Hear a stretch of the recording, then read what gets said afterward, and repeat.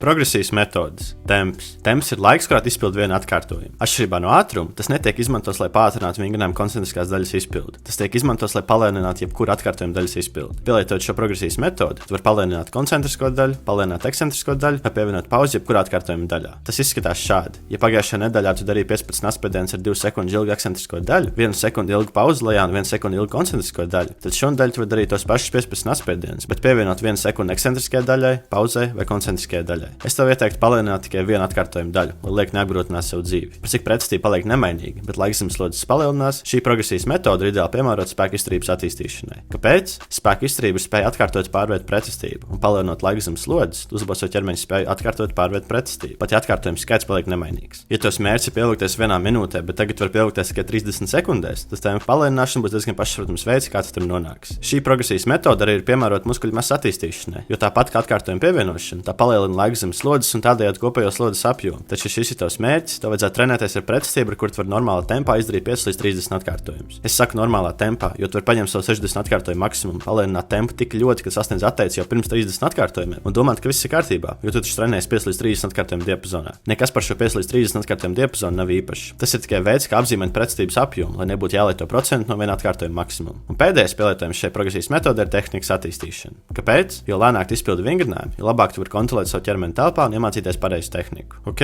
bet cik strauji man vajadzētu palēnināt tempu? Es tev ieteiktu pievienot 1 līdz 3 sekundes katru nedēļu. Šādi var progresēt vairākas nedēļas, un kad tu vairs nespēji turpināt palēnināt tempu, paņem atslaucas nedēļu un atkārto. Īsumā sakot, tempa palēnināšana piemērota spēka izturības, muskuļu masas un tehnikas attīstīšanai. Ja tavs mērķis ir spēks vai jauda, tad šī progresijas metode tev nebūs piemērota, jo šīm īpašībām ir nepieciešama eksplozivitāte. Ceru, ka tev šī studijā noderēja, un tiekamies nākamajā video par nākamo progresijas metodi - kustības amplitūdu. Čau!